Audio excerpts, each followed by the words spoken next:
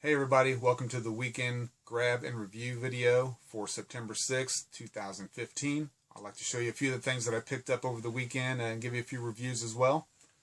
Starting off with a couple of VHS movies I picked up, half-price books, Return of the Vampire and The Blob. The Blob's the original with Steve McQueen. I've got this already on VHS, but I do not have this cover, so I went ahead and got that. Figured for 50 cents, who can lose? Return of the Vampire, Bela Lugosi. You know the story, you've seen it. Two great pickups, they're in great condition, so I'll happily add those to my collection. The first movie I picked up that was a new release this week that I want to review is Backcountry. It's a story about a couple that get turned around in the woods, of course, and then they find themselves being hunted by a killer bear. Typical bear attacking people in the woods kind of story. Goes all the way back to like 76, the movie Grizzly. Most recently, the Bear Maze movie that came out. It's pretty much the same thing. This is based on a true story. It's pretty uneventful. The bear attack scene's pretty good, but all in all, it was just an okay movie. I had a lot higher hopes for it because I've read some other reviews and saw some other reviews for it, but realistically, it's just like some friends telling you a story about getting lost in the woods, except for the ravenous bear that's chasing them. So, just okay. I'd suggest maybe waiting for this to hit Netflix or something like that to check it out before you actually buy it. The next one was Dark Was the Night. It's got Kevin Durand in it. If you don't know who Kevin Durand is, you owe it to yourself to at least check out the new series, The Strain. He's in that. Does a really good job in that. He's been in a lot of different movies. You'll know him as soon as you see him. He plays a sheriff in a small town that is being besieged by a creature that was released when some logging crews were up in the woods and they disrupted where the creature was at. So, of course, you know, they're loose now and they're in the towns wreaking havoc. The townspeople are all upset and afraid, and Kevin's not sure what he's dealing with. He thinks he might be dealing with a prankster. He's not really sure. So, it's just a typical movie, what you would think that would be like. You've seen him before. Kevin does a really good job. You need to check out his eyes and the way that he looks at things. He really carries a scene without saying a word. He's really, really good at that. I really enjoy watching him work. But the movie, all in all, was just okay. So, but check it out. Let me know what you think.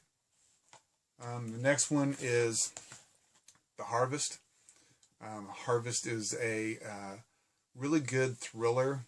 Not a lot of horror to it. It's just a good thriller slash drama. It's got Michael Shannon in it. I love Michael Shannon. He's been in a lot of things. Boardwalk Empire, Take Shelter, Man of Steel. Very good actor. His wife in this is played by Samantha Morton. You hate her from the beginning. You just absolutely can't wait till she gets hers. And I'll let you decide if that actually happens or not. So you should check this out. Like I said, it's not a horror movie. It's just a good drama, a good thriller. Keeps you guessing to the end. It's kind of it's about a mother that has a sick child, and she is trying to protect this child. And the neighbor girl that moves in, she is actually her parents have just died, and she moves in with her grandparents. The grandfather's played by Peter Fonda. So she's kind of lonely. She hates it there. She kind of wanders upon the house where the sick little boy's at. She looks through the window, and then they kind of make a friendship. So the mom just hates the fact that this little girl's around the house all the time. So she's trying to get rid of her. And so the little girl finds out some secrets about what's going on in the house, and then all hell breaks loose. So it's a really good movie. The end is typical. It's really hard to find a movie nowadays that has a great ending.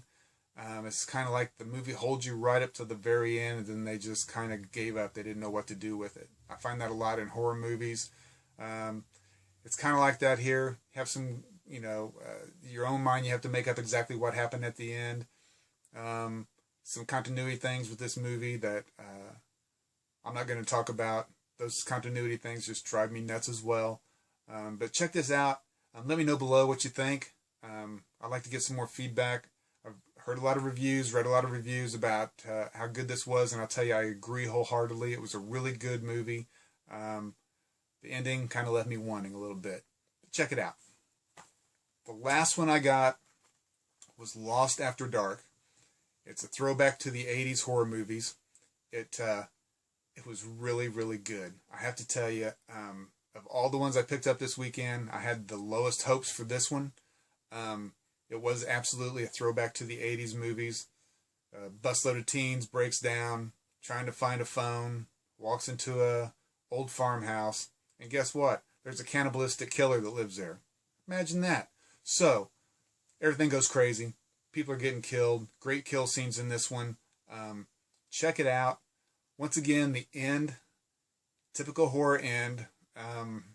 Nobody seems to be able to come up with anything new that just really knocks me over.